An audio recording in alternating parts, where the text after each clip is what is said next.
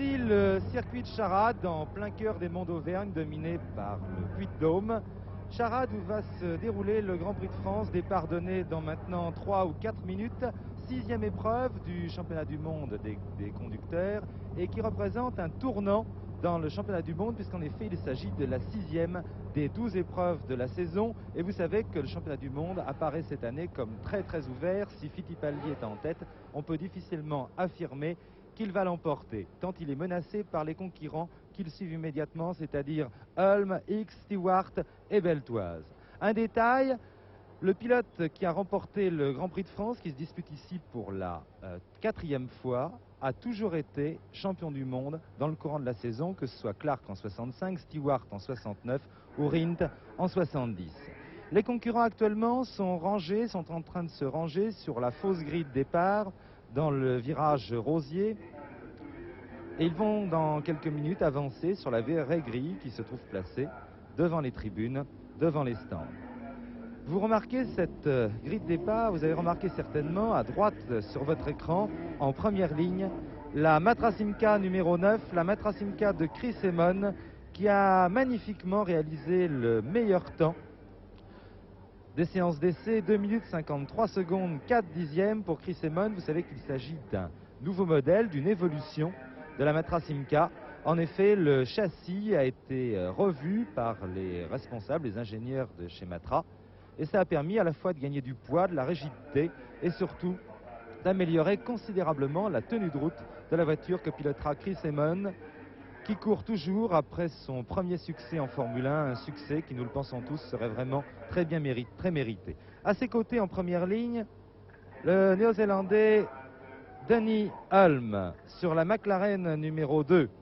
Denny Hulme, très souvent aux avant-postes cette saison, qui veut défendre cette 2e place au championnat du monde, qui veut même essayer de se rapprocher de Fittipaldi. En seconde ligne, Jackie Stewart.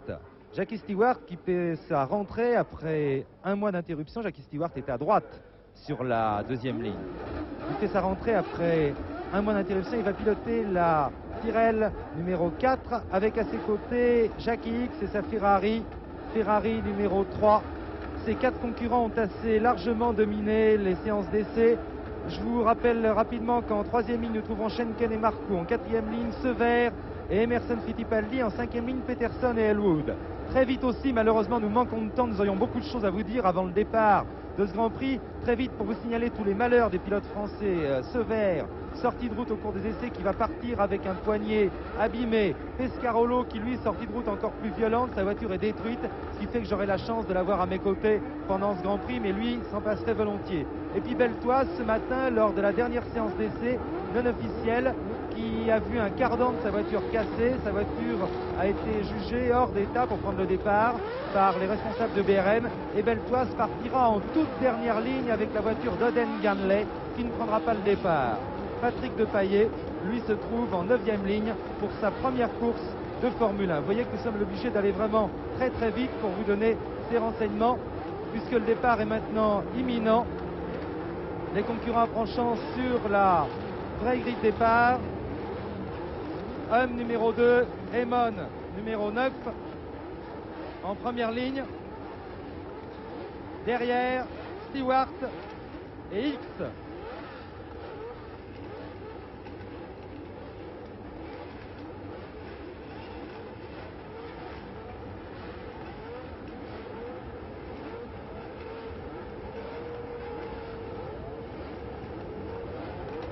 Amon qui fait un signe que je n'identifie pas très bien.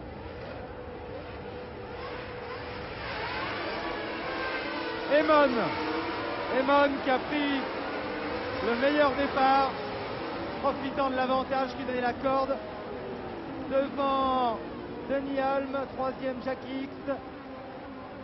3e Jackie Stewart, pardon, 4e Jackie X. Il ne fallait pas perdre trop de temps, Henri, pour essayer d'identifier ne serait-ce que les 4 premiers au départ.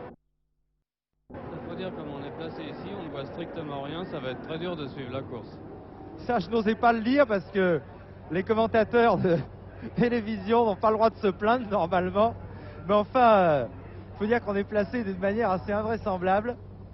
D'abord, on voit 2-3 mètres de circuit, Ce qui fait que si vraiment on ne peut pas s'apercevoir dès le départ quels sont les concurrents qui ont pris les 3 ou 4 premières places, ce n'est pas avec les vues d'hélicoptère qui sont évidemment fort éloignées et qui donnent des tout petits plans, comme vous pouvez le constater actuellement, qu'on risque de se rendre compte des positions.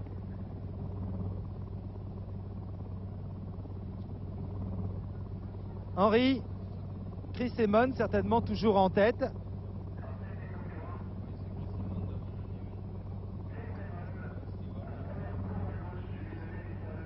Et là nous sommes dans une des portions rapides du circuit. Un circuit qui est vraiment tout en diversité. Nous aurons l'occasion d'y revenir. Avec... C'est la partie la plus rapide du circuit, à droite la descente. En cinquième à plus de 200.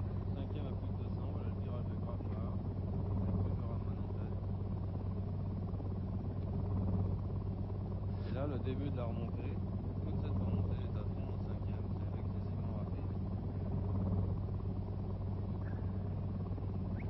Il semble que les 3 premiers commencent déjà à faire un petit trou sur le pont. Oui, je crois qu'on peut s'attendre, Henri, à un duel, à une lutte, à moins d'incidents mécaniques bien sûr, entre les 4 voitures qui occupaient les 2 premières lignes sur la grille de départ, c'est-à-dire Chris Amon, Denny Hulme, Jackie Stewart et Jackie Ickx.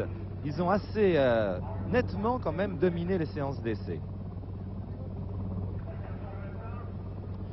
Et vraiment,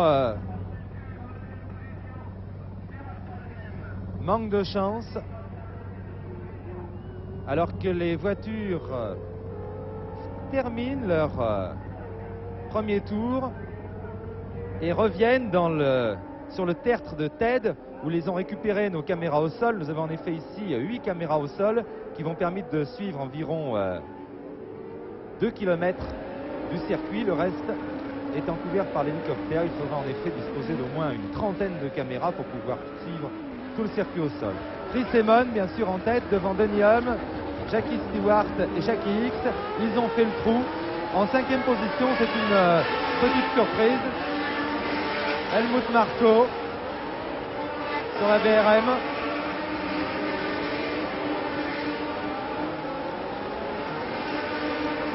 Tandis qu'on trouve ensuite en 6e position Tim Schenken. Tim Schenken en 6e position. Puis Michael Wood, Emerson Fittipaldi, François Sever, ensuite Andrea De Adamisch, Wilson Fittipaldi, Carlos Pache et Patrick Depailler.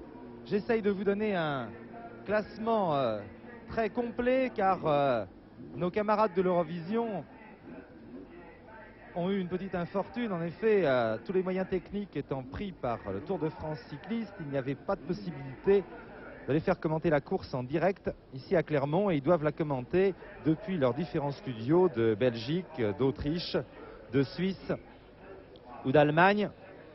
Et évidemment, ils comptent bien sur nous pour leur donner plus d'informations possibles. Je veux dire qu'il n'est pas trop de regrets quand même à avoir, parce que vu l'endroit où nous nous trouvons, entre se trouver ici ou se trouver en studio, Henri, je crois que c'est à peu près pareil. C'est à peu près pareil, oui. On peut remarquer, comme on l'avait prévu, que les 3 premiers commencent à se détacher assez nettement et que Amon ne fait pas le trou. Il est suivi par Denny Hulme de très près, alors que Stewart est déjà un petit peu éloigné. Une chose qu'il faut signaler aussi, c'est les difficultés qu'il y a pour dépasser, pour doubler sur ce circuit de charade.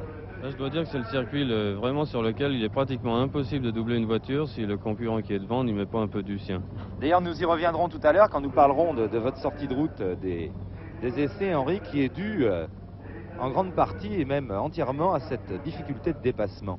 J'ai cru remarquer que Jackie Ickx avait vraiment le plus grand mal à garder le contact avec les 3 voitures de tête, en tout cas. Oui, Jackie Ickx n'est pas équipé des mêmes pneumatiques que les 3 premiers, et il semble que ça fasse une petite différence. Exactement, et c'est d'autant plus surprenant qu'au cours des 2 ou 3 derniers Grands Prix, eh bien c'était au contraire les pneumatiques de la Matra, de la Tyrrell ou de la McLaren de Denny Hulme qui étaient légèrement, sensiblement moins bons que ceux des Ferrari, BRM ou Lotus. Et bien là, vous voyez les 2 marques de pneumatiques qui équipent tous les concurrents de la Formule 1 et qui se livrent de circuit en circuit, vraiment une lutte sans merci. Eh bien, prennent tour à tour l'avantage. Et cette fois-ci, eh bien, c'est au tour pour Eamon. Sortie large, virage grossier, Eamon. Toujours suivi par Holm. Stewart a du mal à suivre lui aussi déjà. Vous voyez que Jackie X est légèrement décramponné, tandis qu'on trouve toujours à la 5e place, une remarquable 5e place, la DRM d'Helmut Marko, suivi par Tim Schenken. Un arrêt, le numéro 14, Niki Lauda. Voilà, je signale ça tout particulièrement à mon confrère autrichien qui décidément va avoir beaucoup de choses à dire à ce tour-ci, puisque Helmut Marko est en 5e position et que Niki Lauda vient de s'arrêter à son stand. Voilà, vous le voyez. Niki Lauda qui est certainement, oui, je crois que c'est le plus jeune de tous les pilotes de F1 à l'heure actuelle, puisqu'il doit avoir 22 ans. Et je continue d'essayer de vous donner un classement complet. Donc vous avez vu Eamon, Holm, Stewart qui a du mal à suivre, X qui est légèrement détaché, et puis encore plus loin, vous avez vu Helmut Marko en 5e position, Tim Schenken 6e, Michael Wood 7e, Emerson Fittipaldi 8e. Emerson Fittipaldi qui n'a pas l'air à la fête sur ce circuit. Voici Niki Lauda qui repart. Fittipaldi n'a pas l'air à la fête. Certains disent que c'est parce c'est la première fois qu'il court ici et qu'il a eu du mal à apprendre le circuit. Moi, je n'y crois pas beaucoup. Je pense qu'un pilote de Formule 1 doit très vite s'adapter au circuit de Charade, même un circuit aussi difficile que celui de Charade. Je crois plutôt qu'Emerson Fittipaldi n'a peut-être pas un moteur d'aussi bonne qualité que d'habitude. Qu'est-ce que vous en pensez, Henri? C'est possible, de toute façon il est très dur d'apprendre le circuit, mais je crois qu'au bout de 2 séances d'essai, un pilote de Formule 1 l'a bien appris et connaît toutes les difficultés. Il se peut que Emerson ait d'autres problèmes, je ne sais pas exactement, mais en tout cas il n'est pas tout à fait dans le coup pour les premières places en ce moment.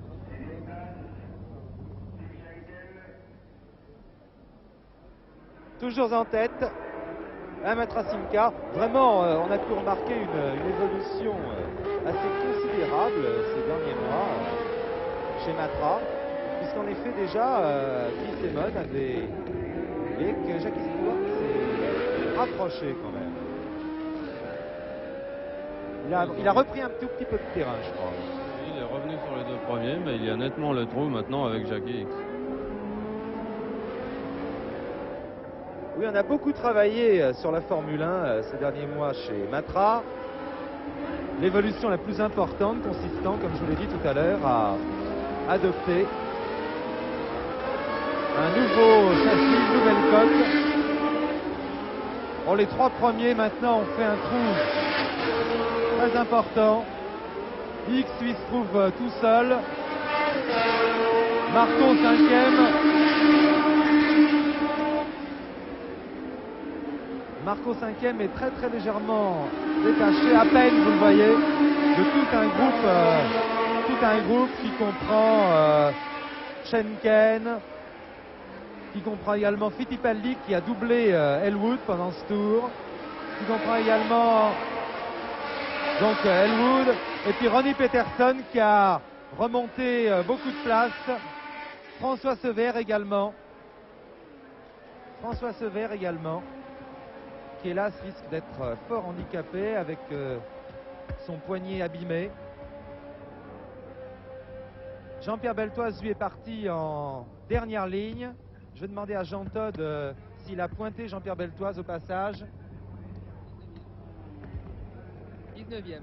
Voilà, Jean-Pierre Beltoise donc a remonté 6 concurrents.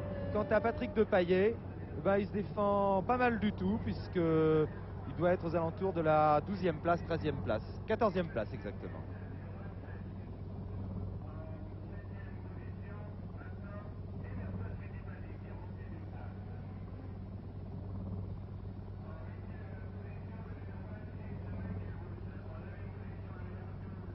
Voilà, Chris Amon là, a l'air de prendre un petit avantage. Bah, j'ai remarqué au tour dernier, Chris Amon a l'air de faire le trou dans la descente et ensuite ça a l'air de se regrouper après la montée.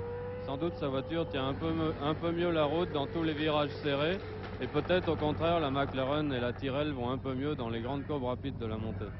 Oui, je crois qu'il faut quand même souligner, même si ça peut paraître évident à certains, que c'est une des grosses difficultés de ce circuit de Charade, c'est justement peut-être la variété des virages et du terrain. Il est évident qu'il y a certaines voitures qui doivent se trouver peut-être plus à l'aise dans les virages serrés et beaucoup moins à l'aise dans les grandes enfilades en cinquième. Oui, c'est sûr, c'est très rare d'avoir une voiture parfaite qui soit très bonne dans les virages très lents, très bonne dans les virages rapides, très bonne au freinage.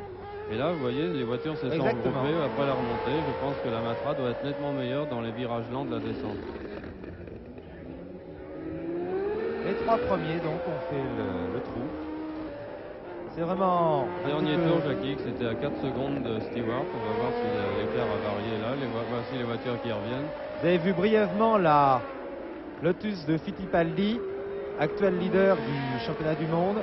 Fittipaldi qui est actuellement dans le groupe qui se bagarre pour la 5e place.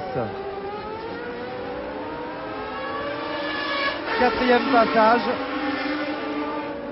4e passage pour les trois premiers. Les trois premiers qui ont encore creusé l'écart.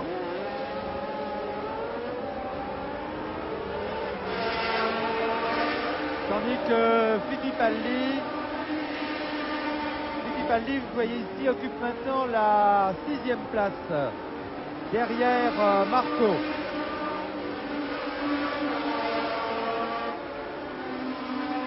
Là, ici, c'est Wilson Fittipaldi. Passé rapidement la Brabham.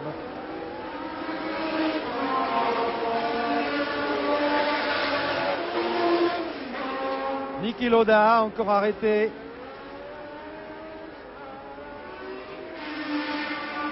Niki Lauda encore arrêté.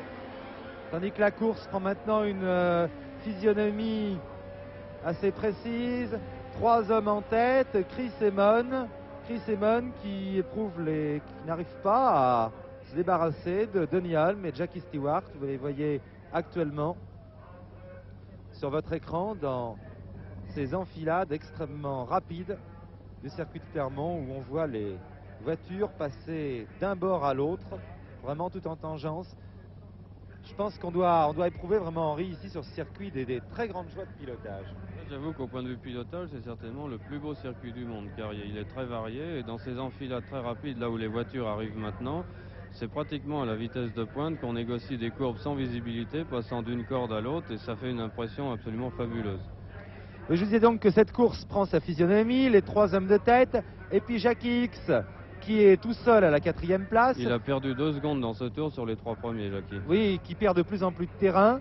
Et puis alors derrière, là, tout un groupe avec une bagarre terrible, avec Helmut Marko, avec Emerson Fittipaldi, qui ne cesse de gagner des places depuis le départ, puisqu'il est maintenant 6e.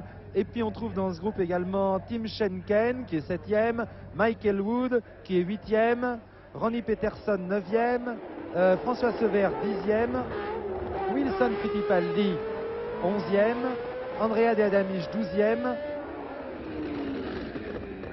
tandis qu'en 13e place on doit trouver Carlos Pache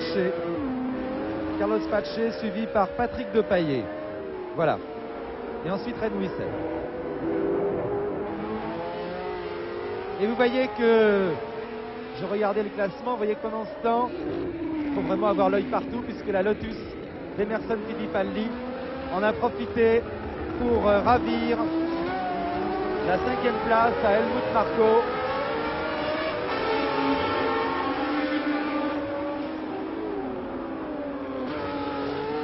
Là, vous voyez Jackie X. Maintenant, nous allons essayer de voir si Emerson Fittipaldi, qui a réussi à doubler Helmut Marko, va revenir sur Jackie X. Nous allons essayer de pointer pour voir s'il reprend du terrain à Jackie X.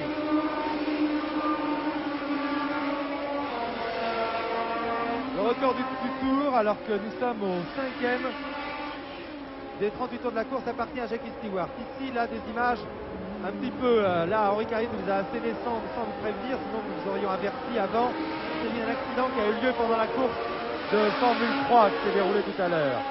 Un accident, heureusement, qui aurait pu avoir des conséquences assez dramatiques, mais où, à la suite d'un accrochage entre Christian Etouin et le Britannique Richard Knight, eh bien, la voiture de Knight a franchi le rail de sécurité et a effectué un vol plané incroyable avant de retomber à l'envers à quelques 20 mètres de la piste. Richard Knight, heureusement, paraît-il, d'après les informations que nous avons eues auprès des médecins, s'en est fort bien tiré et aurait des blessures très légères. Quant à Christian Etouin, il n'a absolument rien. Il faut dire qu'il n'est pour rien non plus dans cet accident, puisque c'est Richard Knight qui lui est rentré dedans, qui lui a tapé à l'arrière. Et les roues de la voiture d'Etouin ont en quelque sorte servi de tremplin pour faire décoller la voiture de Knight. Je vais d'ailleurs vous donner le classement rapidement de cette course de Formule 3 très internationale, puisqu'elle réunissait tous les meilleurs pilotes du monde en Formule 3. Elle a été remportée par le Britannique Williamson devant Pierre-François Rousselot, Lucien Guitny et Jean-Pierre Jabouille. Jean-Pierre Jabouille qui attaquait Williamson pour essayer de passer en tête, mais qui a été vraiment bloqué assez sérieusement et à la limite de la régularité par Williamson pendant 3-4 tours. Et qui l'a heurté finalement, ce qui lui a fait perdre du terrain. Je pense qu'il s'agissait de Niki Lauda, oui. Il y a tellement de choses qu'il faut regarder en même temps dans une course automobile que de temps en temps, évidemment, nous sommes obligés de quitter notre écran des yeux pendant quelques secondes, pendant 15 secondes, 20 secondes. Ce qui explique parfois, et je comprends très bien que ça peut irriter le téléspectateur, que vous voyez un incident avant nous. Ça peut arriver, car il suffit qu'on nous tende un papier ou que nous consultions notre tour par tour pour voir un classement complet. Si à ce moment-là il se produit quelque chose sur l'écran, comme ça s'est passé par exemple avec l'arrêt de Jean-Pierre Beltoise aux 24 heures du Mans, eh bien les téléspectateurs le voient et nous pas forcément. C'est pour ça que je suis bien heureux d'avoir pour une fois quelqu'un comme Henri Pescarolo à mes côtés, qui lui ne quitte pas l'écran des yeux. Nouveau record du tour pour Chris Amon cette fois, 2 minutes 57 secondes, 2 dixièmes. Vraiment une bagarre terrible en tête de la course. Niki Lauda là s'est arrêté définitivement.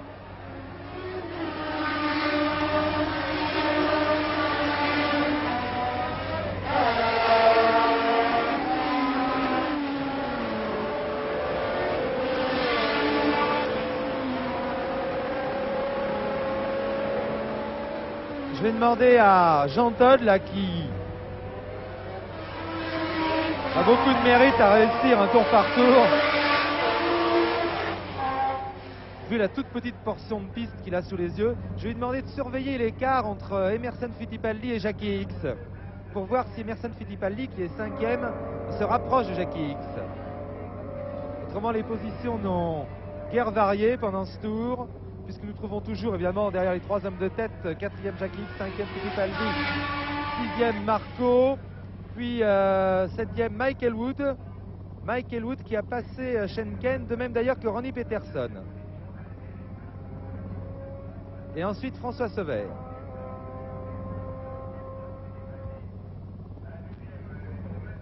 C'est vraiment étonnant de remarquer à quel point Chris Amon fait le trou dans la descente, et j'avoue je ne comprends pas très bien pourquoi il est rejoint quand on voit passer les voitures devant nous.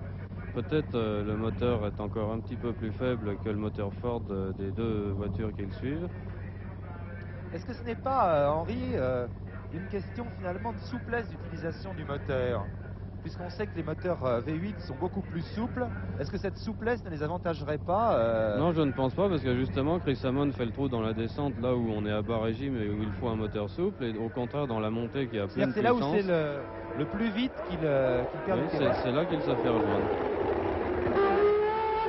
Et là les voitures sont de nouveau regroupées. En tout cas, ce qu'on peut remarquer, c'est que Fittipaldi a réussi à se sortir du peloton et qu'il est maintenant parti... La poursuite est Jackie Hicks. On est en train de surveiller l'écart, justement. Peut-être son problème était un mauvais moteur aux essais. On a dû lui changer entre les essais et la course, c'est bien possible. C'est bien possible. Voici Emerson Fittipaldi, justement. L'actuel leader du championnat du monde, vainqueur de 2 grands prix cette année, est considéré par beaucoup comme le futur et même peut-être déjà actuel, on peut le dire, très grand pilote de la Formule. Les hommes de tête, toujours la Matra Simca, devant la McLaren Cosworth. Vous avez vu passer Jackie X. Voilà, attendons Emerson Fittipaldi. Il y a quand même un assez gros écart. Voilà, voilà.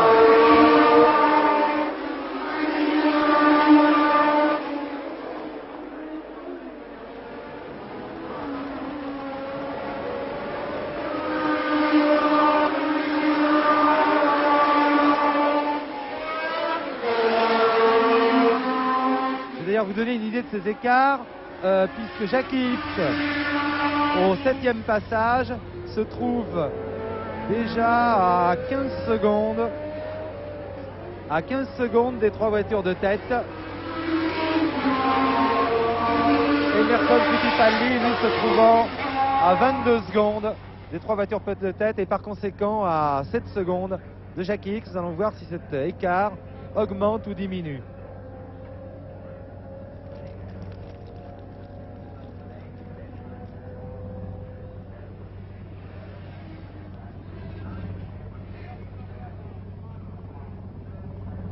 Ça, Jackie X qui connaît quand même beaucoup de désillusions cette année avec la Ferrari. Et je dois reconnaître que cette voiture ne permet certainement pas cette saison à Jackie X d'obtenir les résultats qu'il mériterait, puisqu'en effet elle lui permet toujours de jouer placé, mais vraiment pas de pouvoir briguer des premières places qu'il mériterait largement. Parce que le talent de Jackie X n'est même plus à évoqué, tout le monde le connaît. Et tout le monde sait qu'il fait vraiment partie des 2 ou 3 ou 4 pilotes qui dominent la Formule. Henri Pescarolo, toujours sourcils froncés, très très perplexe devant ce petit phénomène là qu'il n'arrive pas à comprendre et qui permet à la Matra Simca Trisemon de se montrer plus rapide dans les enchaînements relativement lents et moins rapide apparemment dans tous les enchaînements rapides. Alors que logiquement, on aurait pu penser que c'était le contraire, peut-être qu'elle allait se produire. En tout cas, c'est un gros avantage pour les téléspectateurs et les spectateurs, c'est que la course est très disputée en tête et les 3 voitures restent groupées, ce qui est passionnant.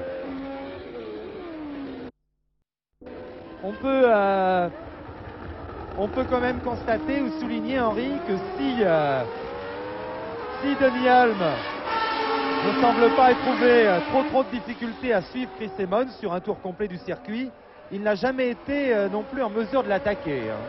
Non, il n'a jamais pu l'attaquer et je pense que si ça peut continuer comme ça jusqu'à la fin, ce serait très... Ben, nous attendons Fittipaldi, Henri Carrier, voilà, le voici derrière X.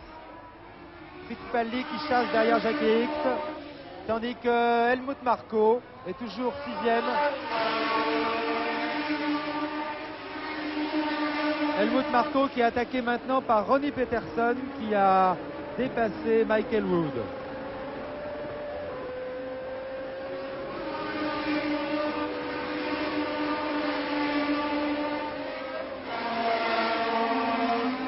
Je peux vous dire qu'au cours de ce 8e tour de circuit, l'écart entre Jackie X et la voiture de tête est resté absolument identique, 15 secondes.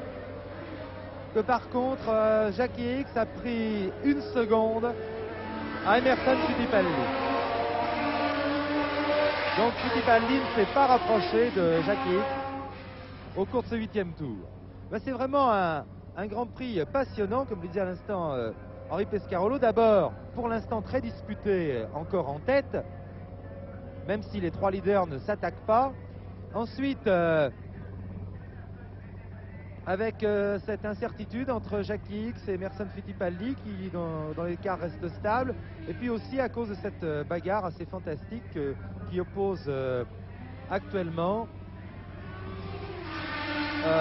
Helmut Marko, Ronnie Peterson, Michael Wood, Tim Schenken et François Sever. François Sever qui fait preuve d'un bon courage, soit dit en passant, car il a un poignet extrêmement douloureux.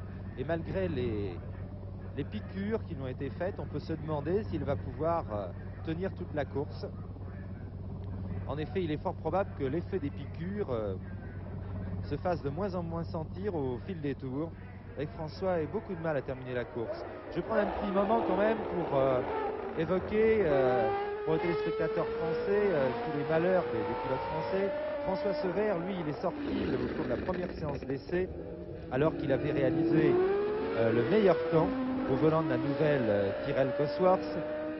Il est sorti pas très fort, mais malheureusement il s'est cramponné à son volant des deux mains, ce qui est un mauvais réflexe étant donné que les concurrents sont parfaitement attachés dans leur voiture, donc ça sert à rien de se cramponner au volant. Il a eu un mauvais réflexe et il s'est abîmé sérieusement le poignet. Voici le 9e passage des 3 voitures de tête. Peloton très serré, très compact. Nous attendons, non, nous n'attendons pas Jackie X au virage Rosier. Si, je pense qu'on va aller le rechercher. Le voici, Jackie X, dans le virage Rosier. Le voici.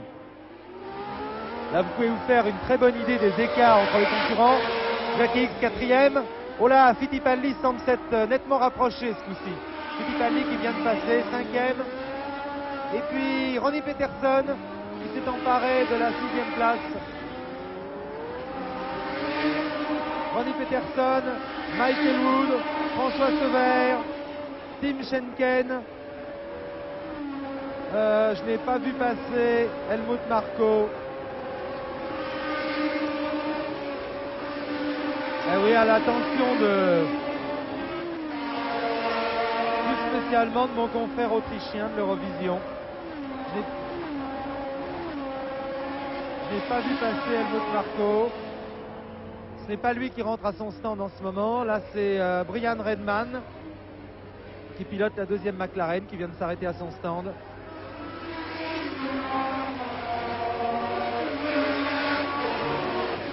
Donc Helmut Marko est arrêté, je pense, sur le circuit. Et vous voyez, au 8e passage, au 8e tour, X avait pris 1 seconde à Fittipaldi. Eh bien, au 9e tour, c'est Fittipaldi qui a pris 1 seconde à X. Record du tour par Chris Amon, nouveau record du tour, 2,56,9 au 7e tour.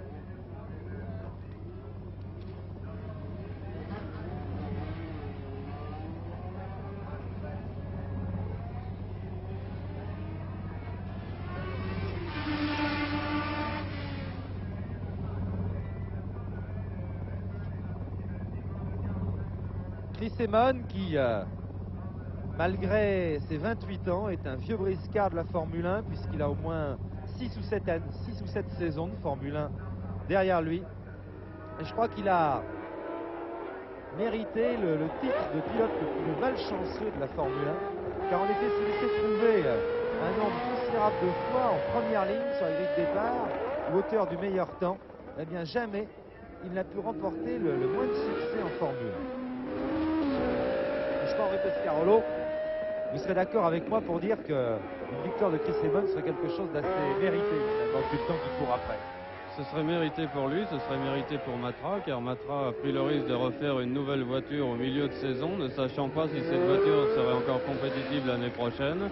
Et il semble que ce soit parfaitement justifié. 10e passage, Chris Amon, Demian, Jackie Stewart.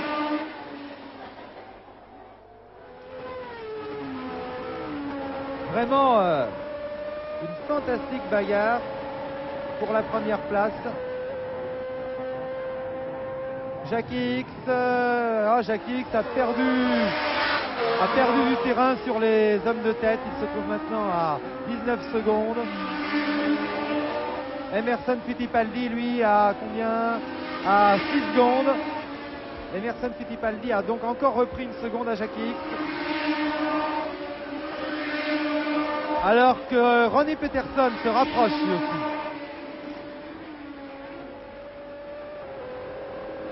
Ronnie Peterson qui entraîne dans son sillage Michael Wood François Sever qui a passé Tim Schenken. François Sever qui est donc en 8e position, 9e Tim Schenken.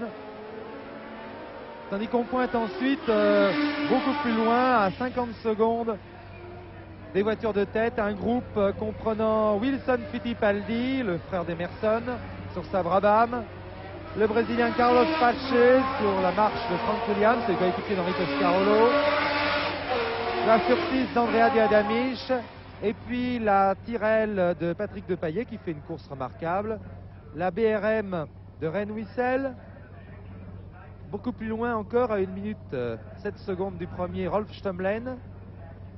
Puis encore plus loin, Graham Hill, Jean-Pierre Beltoise, Carlos Rothman et Nani Galli, et également Dave Walker. Jean-Pierre Beltoise qui est parti vraiment écœuré, on le comprend, car en effet, il attendait certainement beaucoup de cette course sur le circuit de Charade, puisque c'est un de ses circuits préférés, et même son circuit préféré. Un circuit où il avait pris la 2e place en 69 derrière Stewart, et où il avait bien failli gagner en 70, puisqu'il avait mené, toujours sur Matra, la plus grande partie de la course, avant de devoir laisser la victoire au regretté Jochen Rindt à la suite du crevaison.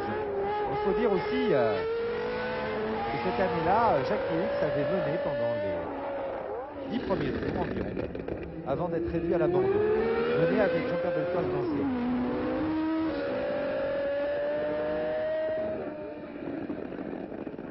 Chris Amon, voilà, si Jackie Hicks, justement, j'allais vous parler de Chris Amon, mais Henri Carrier et Gilles Forestier nous ont montré Jackie Hicks.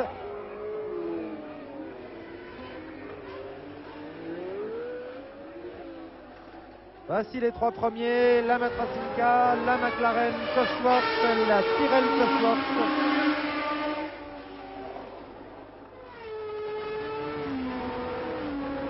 Et record du tour à nouveau pour Stewart, 2,56,8 au 9e tour. Vraiment quelle bagarre terrible en tête. Eamon Stewart battant et rebattant le record du tour. Jackie Hicks, 4e. Fittipaldi qui semble se rapprocher de plus en plus sur la Lotus.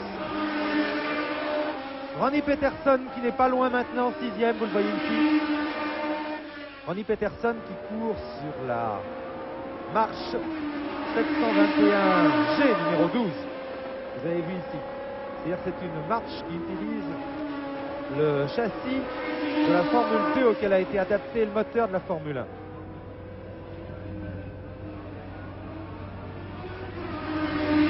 Chez Marx, en effet, on a, semble-t-il, complètement abandonné le nouveau modèle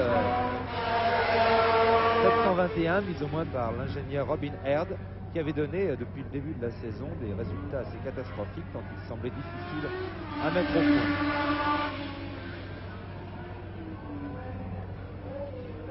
Et on a choisi cette solution qui a été expérimentée depuis 3 ou 4 courses par le Britannique Mike Butler, c'est-à-dire un châssis de Formule 2 et un moteur de Formule 1.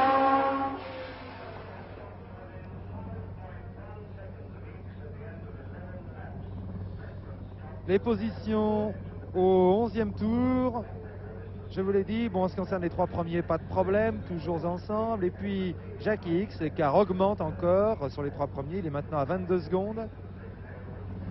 Emerson Fittipaldi se trouve à 26 secondes des 3 premiers, c'est-à-dire qu'il est revenu à 4 secondes de Jackie Hicks. Je veux dire que ça nous promet une bagarre terrible. Et puis Ronnie Peterson doit être à 2 ou 3 secondes, pas plus, d'Emerson Fittipaldi. 2 secondes sans doute. Tandis qu'on trouve ensuite à 36 secondes des hommes de tête Michael Wood et François Sever. Ah, ça fait beaucoup de choses à suivre en même temps. Nous voudrions essayer de suivre la bagarre des premiers. Nous voudrions également essayer de vous expliquer un petit peu et de vous raconter ce qui se passe derrière, car ça passionne évidemment tous ceux qui suivent de près la Formule 1. C'est pour ça que ça fait beaucoup de choses à voir en même temps.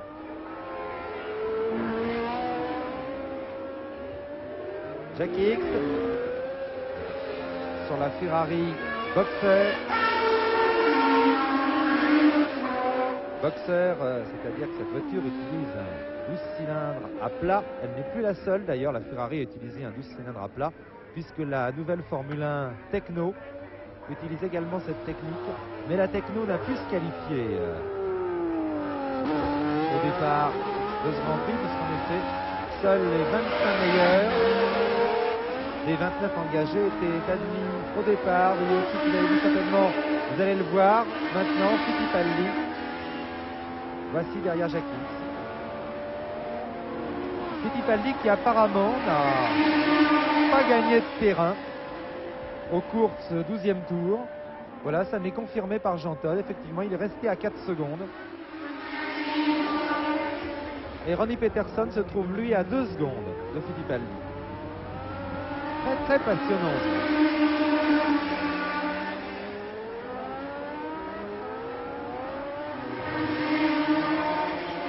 Vous avez vu passer la numéro 8, la tirelle numéro 8, c'était Patrick Depailler, qui fait ses débuts, des débuts très remarqués et très prometteurs en Grand Prix. Et j'espère qu'on ne me taxera pas de chauvinisme si je déplore que les pilotes français vraiment n'aient pu se mêler à la bagarre pour les places d'honneur. C'est d'autant plus regrettable qu'Henri Pescarolo avait obtenu un excellent temps lors des essais avec sa marche. Et je pense qu'il aurait fait excellente figure, certainement une bonne chance pour une place d'honneur, Henri. Oui, je pense que la voiture était très bien réglée, le moteur marchait bien et juste avant de sortir, j'étais en train de suivre Chris Amon au moment où il a fait son meilleur temps et je pense que j'étais en train de faire moi-même non pas un temps aussi bon que celui de Chris Amon, mais qui m'aurait permis d'être bien placé au départ. Vraiment pas de chance, d'autant plus que vous n'êtes vraiment pour rien dans cette sortie de route, puisque je crois qu'il faut expliquer, ils ont tellement de choses à expliquer que on n'y arrive pas. Il faut quand même expliquer que c'est en essayant de dépasser Nanni Galli, qui court ici sur la deuxième Ferrari, où il remplace Regazzoni, qui s'est blessé au poignet, lui aussi, en jouant au football.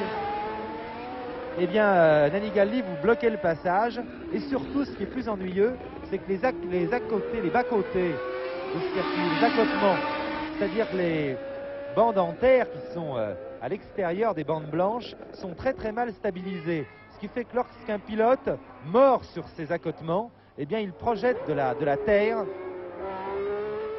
d'une part sur la piste et d'autre part dans la figure de ceux qui le suivent. Et c'est ce qui est arrivé. Henri Pescarolo a été complètement aveuglé. Et ça lui a fait perdre le contrôle de sa voiture.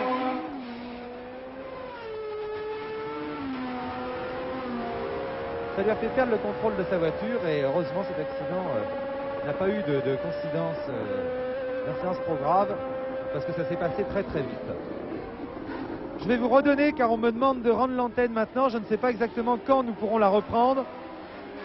Je vais vous donner le classement au 13e des 38 tours de la course. En tête donc toujours Chris Amon sur la Matra Simca avec Jean Sirou, Denis Hulme et Jackie Stewart. À 26 secondes maintenant, Jackie X. À 30 secondes, Emerson Fittipaldi et Ronnie Peterson. À 40 secondes, François Sever, qui est suivi par Michael Wood. À 55 secondes, Tim Schenken. Voilà, ici Charade, j'espère que nous allons nous retrouver tout à l'heure. Je ne peux pas vous dire exactement quand. À vous, Paris.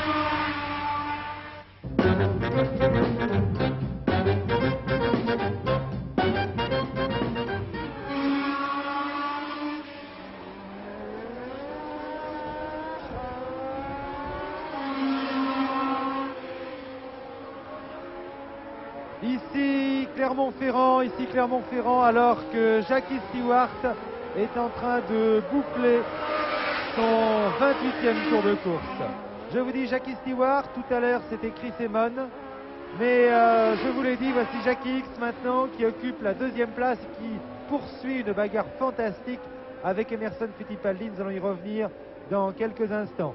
Je vous disais tout à l'heure que Chris Amon était au début du reportage, tout à l'heure vers 15h, Chris Amon était un des pilotes les plus malchanceux que je connaisse. Eh bien, on peut se demander si cette malchance ne peut pas s'appliquer également à l'équipe Matra en ce qui concerne le Grand Prix de France tout au moins. Car alors que Chris Amon avait réussi à partir du 14e tour à prendre le large et à distancer Stewart et Hulme, eh bien il a été obligé de s'arrêter. Et de s'arrêter pourquoi? Eh bien exactement pour la même raison que Jean-Pierre Beltoise il y a 2 ans, lorsqu'il était en tête très largement de ce Grand Prix. Là voici Chris Amon.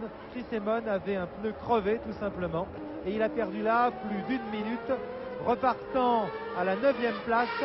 Et depuis, eh bien, il faut dire qu'avec un cœur admirable, Chris fait un forcing fantastique, battant et rebattant le record du tour pour essayer de se rapprocher. Et il remonte des places. Il remonte des places puisqu'actuellement, je vais vous donner donc les positions. En tête, Jackie Stewart, donc position 28e tour. Deuxième à 31 secondes et à la lutte roue dans roue, Jackie X et Emerson Fittipaldi. Car en effet, Denny Hulme, lui aussi, a été obligé de s'arrêter exactement pour la même raison qu'Amon. Il avait un pneu crevé et il a même changé d'ailleurs ses pneus arrière qui étaient usés par les pierres projetées sur la piste. Nous vous parlions tout à l'heure avec Henri Pescarolo justement de ces accotements qui ne sont pas stabilisés. Et c'est lorsqu'un concurrent met une roue sur cet accotement que ça projette de la terre et des gravillons sur la piste et que ça provoque toutes ces crevaisons.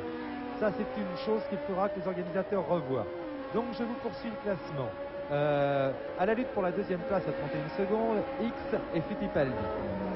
À 46 secondes du premier, à la lutte, cette fois pour la 4e place, eh bien, Ronnie Peterson et François Sever. François Sever qui, malgré son poignet abîmé, fait une course vraiment fantastique puisqu'il s'est rapproché petit à petit et que apparemment son poignet pour l'instant a l'air de tenir le coup. Et puis 6e Chris Amon qui vient de doubler Michael Wood, qui est à 1 minute 4 secondes et qui se rapproche de Sever et de Peterson. Je vous dis, c'est vraiment un forcing fantastique. 7e, eh bien 7e c'est Wilson Fittipaldi. 8e Denny Hulme, le pauvre Denny Hulme qui a eu autant de malchance qu'Amon. Et 10e Graham Hill.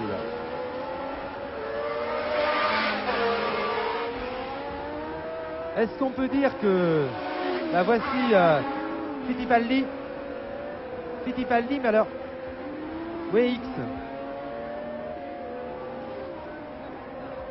Le numéro 10 c'est Rob Stomlen, mais là j'ai vu Fittipaldi sans Jackie X.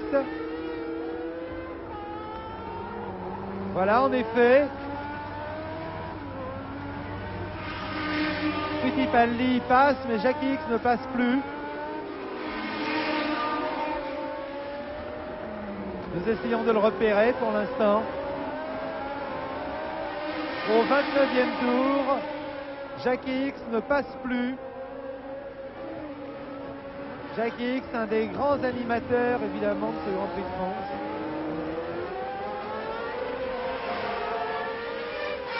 Puisque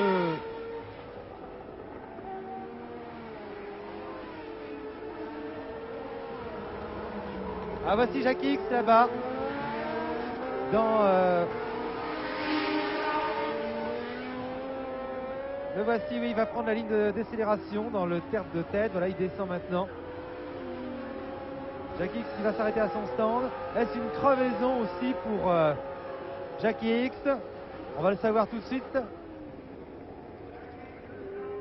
Oh non, il coupe son moteur, ça a l'air mauvais signe. Si crevaison, si apparemment, Henri Pescarolo. C'est vraiment incroyable le nombre de crevaisons qu'il y a eu. On peut dire que ces crevaisons faussent complètement la course. C'est-à-dire le fait que les accotements ne soient pas stabilisés d'une manière logique est en train de fausser complètement un Grand Prix de France qui était pourtant magnifique.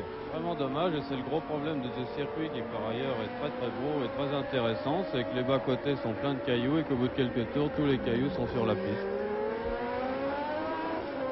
Ça c'est vraiment malheureux, d'autant plus que les organisateurs ont fait un très louable et très gros effort pour aménager le circuit sur le plan sécurité. Ils ont posé des rails partout, un effort qu'ils comptent d'ailleurs continuer, notamment en installant des tribunes de presse par exemple. Seulement, il y a un petit détail qui leur a échappé, ce sont ces accotements. Et alors là, franchement, je vais dire que c'est vraiment catastrophique parce que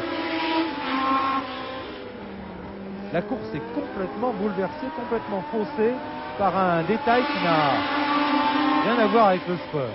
Il suffit d'avoir la chance de crever ou pas, apparemment. Jackie Stewart, aura-t-il la chance de crever ou pas? Eh bien, c'est la question qu'on peut se poser. En effet, on serait tenté de dire que Jackie Stewart, maintenant, a pratiquement course gagnée. Seulement, après tout, lui n'est pas à l'abri plus qu'un autre d'une crevaison. C'est-à-dire pas plus Stewart que Fittipaldi, qui est maintenant deuxième détaché.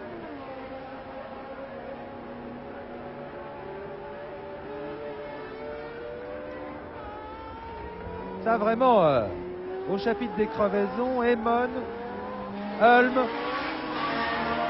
X, c'est-à-dire vraiment trois des grands animateurs de cette course. L'arrêté, c'est la BRM de Rennes-Messel. C'est arrêté tout à l'heure. Au 30e tour de course, donc, classement à nouveau bouleversé. Stewart en tête. Ici Jean-Pierre Beltoise. Jean-Pierre Beltoise qui doit l'avoir mauvaise, comme on dit, à l'intérieur de sa voiture. Parce qu'alors que tout le monde le considérait, et les autres pilotes notamment, comme un des favoris logiques de ce Grand Prix de France, eh bien, il en est réduit à se traîner après être parti en toute dernière ligne. Tout comme Henri Pescarolo, qui lui aussi pouvait espérer une très belle performance. Eh bien, Henri... Il faut faire remarquer pour Jean-Pierre qu'il a une position de conduite qui doit être très très précise en raison de son bras gauche qui est bloqué. Et comme on lui a donné au dernier moment la voiture d'Auden Ganley, il doit être très très mal installé à l'intérieur, il doit avoir du mal à conduire. Voici Denny Hulme que vous venez de voir passer. Le pauvre Denny Hulme qui lui aussi a vu s'échapper une deuxième place qui paraissait pourtant presque acquise. Henri, franchement, qu'est-ce qu'on peut ressentir quand on crève sur un circuit? Parce qu'encore un moteur qui lâche ou une pièce mécanique quelconque qui lâche, c'est quelque chose qui est une habitude. Mais j'ai l'impression que les crevaisons deviennent de plus en plus fréquentes en Grand Prix. Je crois en effet que c'est un problème car il y a des enveloppes de pneumatiques qui sont très très fines, il n'y a pas de chambre à air à l'intérieur de ces pneumatiques et à partir du moment où la surface du sol devient sale, c'est-à-dire qu'il y a des gravillons, il y a de plus en plus de chances de crever et ça à mon avis il va falloir que ça évolue très rapidement car ça fausse complètement le déroulement d'une course. Je crois qu'il faut préciser aussi que ces crevaisons deviennent de plus en plus dangereuses car en effet elles sont souvent, avec les pneumatiques modernes extrêmement larges, voici Jackie Stewart toujours en tête, elles sont souvent difficiles à déceler. Oui, en fait, il y a eu quand même une grosse amélioration au point de vue sécurité, c'est que le bord du pneu est fixé par des écrous dans la jante et que le pneu ne peut plus quitter la jante. La Stewart est passée, nous allons attendre, je pense, dans le tertre de tête qui se trouve derrière les tribunes. Nous allons attendre Fittipaldi. Je crois qu'on assiste là à une fin de course assez animée entre François Sévère et Ronnie Peterson. Voilà, Fittipaldi dans le virage rosier. Nous allons rester dans le virage rosier pour attendre maintenant Ronnie Peterson et François Sévère qui sont roue dans roue. Revenez dans le virage rosier, voilà, ils y viennent, ils y sont maintenant. Voici Ronnie Peterson qui est attaqué très très sérieusement par François Sévère qui passe, semble-t-il, à l'extérieur. Non, Non, il n'est pas passé. C'est Peterson qui est resté devant. Et puis Chris Eamon, je ne sais pas si vous la... Ça c'est Patrick Depailler qui s'arrête, encore crevé. Patrick Depailler qui s'est déjà arrêté à cause d'une crevaison. Et qui s'arrête une nouvelle fois.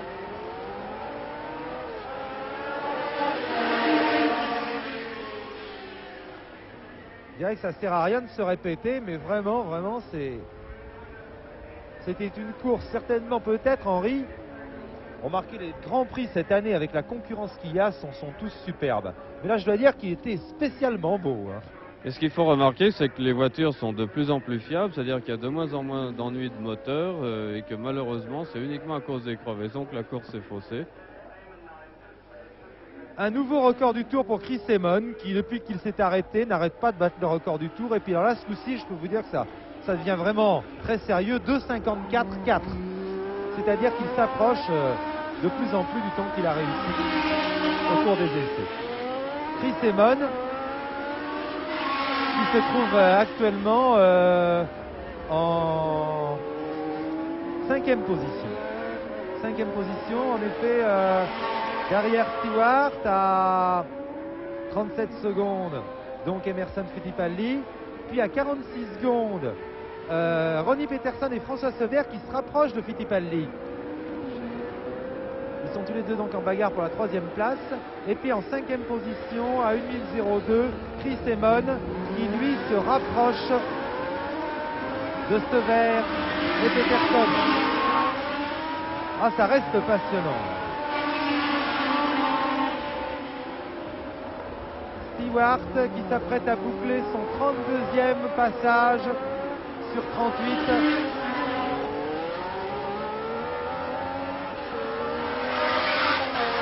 Voilà, je pense, vous avez pu vous en rendre compte que nous ne disposons plus actuellement de l'hélicoptère. Nous allons attendre maintenant Emerson Fittipaldi. Emerson Fittipaldi qui doit se trouver à une 40aine de secondes donc de Stewart. Là voici Fittipaldi dans le virage rosier. C'est toujours Peterson qui est devant François Sever. Et puis revenez dans le virage rosier où arrive maintenant Ronnie Peterson et François Sever qui attaque toujours Peterson. Voilà, qui essaye à l'intérieur cette fois. Et qui arrive. Voilà. Sever 3e. Sever 3e au 31e tour de course. Au 32e tour de course, pardon. Et Chris Amon qui est passé toujours 5e et qui se rapproche lui aussi. Vous voyez le stand Tyrrell, on l'a vu toujours tout à l'heure, un large sourire venir éclairer le visage de Ken Tyrrell quand Amon s'est arrêté. Jean-Pierre Beltoise qui est passé là à l'instant sous vos yeux avec la 5T, malheureusement très attardée. Voici Donny Hulme. Donny Hulme, un des héros malchanceux aussi de ce Grand Prix.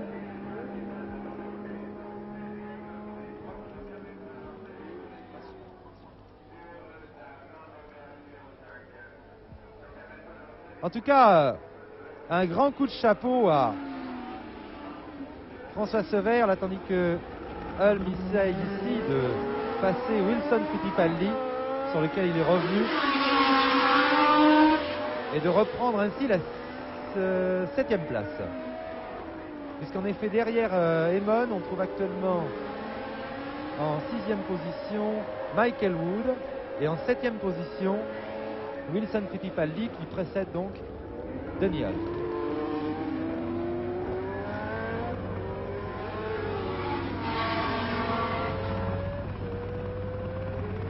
On essaie encore d'assister à une fin de course passionnante parce que nous surveillons l'écart entre Fittipaldi et puis le duo Sever-Peterson. Et cet écart semble diminuer, il était de 8 secondes au tour précédent. Nous allons voir maintenant, alors que Stewart passe devant les tribunes pour la 33e fois. Nous allons attendre d'abord Fittipaldi et puis nous allons prendre l'écart entre Fittipaldi et le duo Sever-Peterson.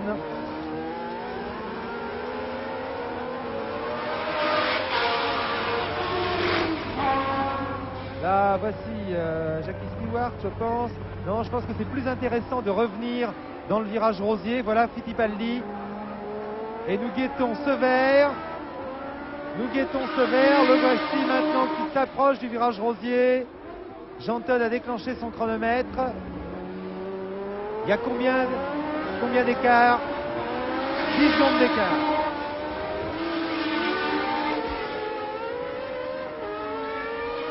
Je vous rappelle donc le classement, un classement qui va au 33e tour. Stewart à une quarantaine de secondes. Fittipaldi qui a été prévenu de la menace constituée par Sever et qui a augmenté l'allure.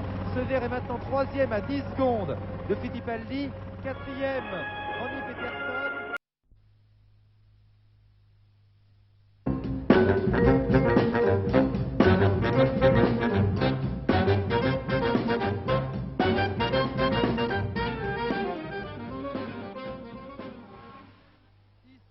Charade pour les 2 derniers tours du Grand Prix de France disputé sur l'un des plus beaux circuits du monde. Jackie Stewart sur la Tyrrell Cosworth numéro 4 que vous voyez passer maintenant et qui s'élance pour ces 2 derniers tours va certainement l'emporter, mais il n'en restera pas moins que l'homme et la voiture de la course seront certainement sans chauvinisme aucun, Chris Amon et la Matra Simca.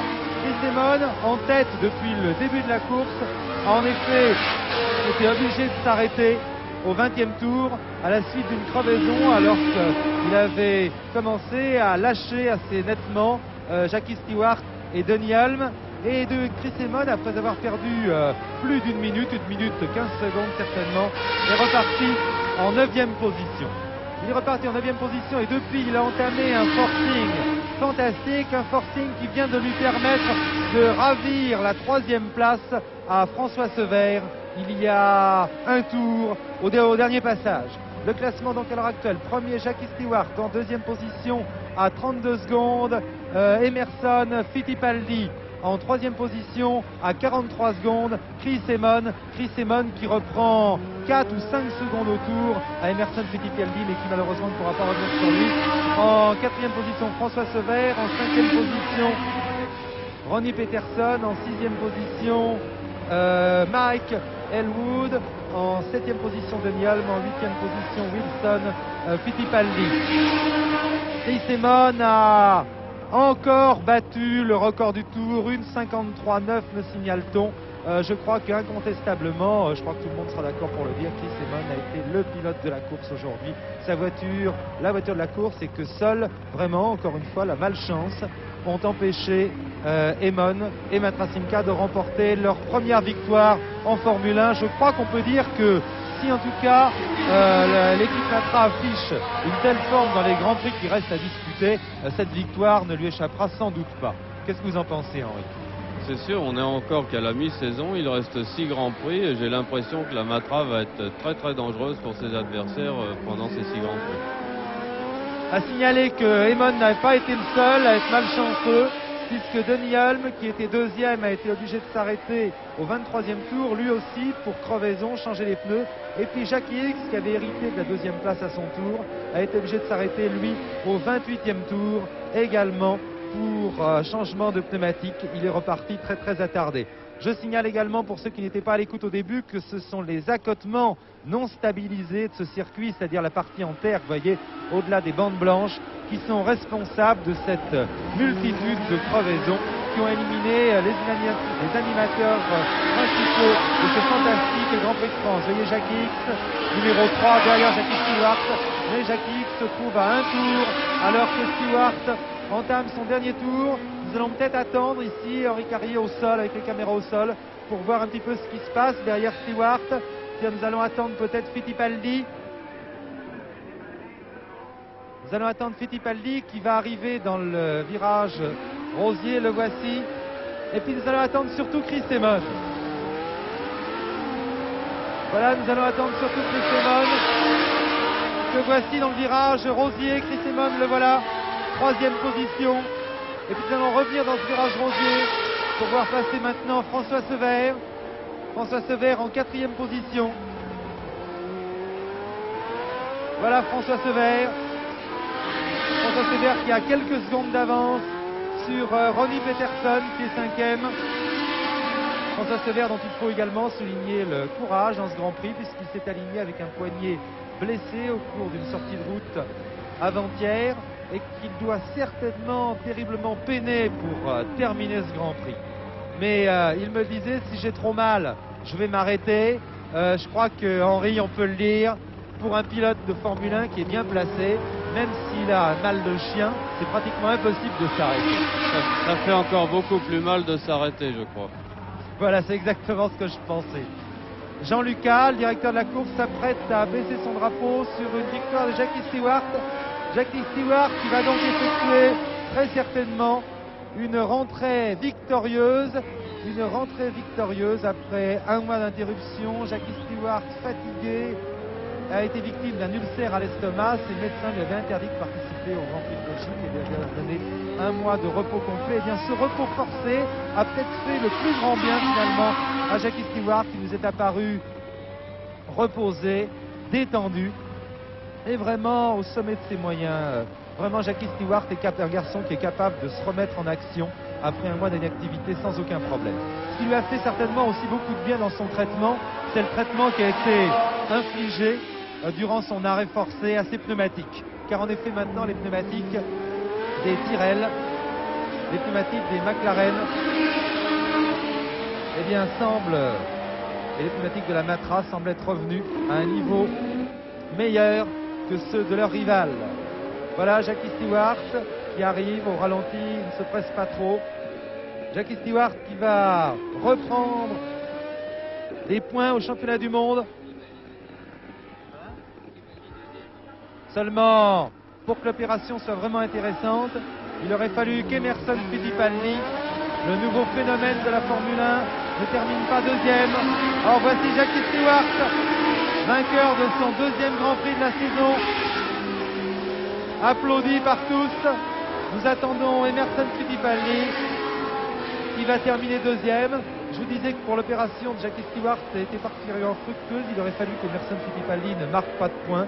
Or, si Stewart marque 9 points, ce qui lui fait 21 points au championnat du monde, eh bien Emerson Fittipaldi lui marque 6 points, ce qui lui fait 34 points. Rien n'est joué néanmoins. Voici l'arrivée d'Emerson Fittipaldi. Nous allons attendre Chris Amon maintenant. Fittipaldi qui consolide donc son avance au championnat, mais attention, rien n'est joué car n'oublions pas que nous sommes exactement à la mi-saison et qu'il reste encore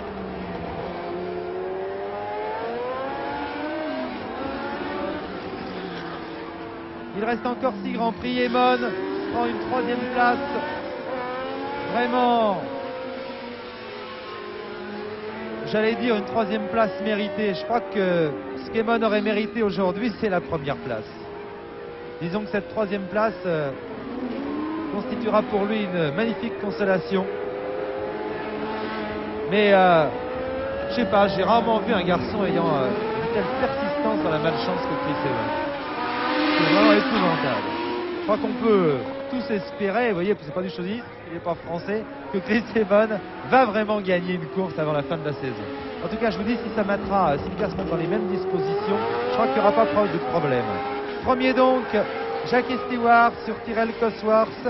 Deuxième à 27 secondes, Emerson Fittipaldi sur Lotus Cosworth.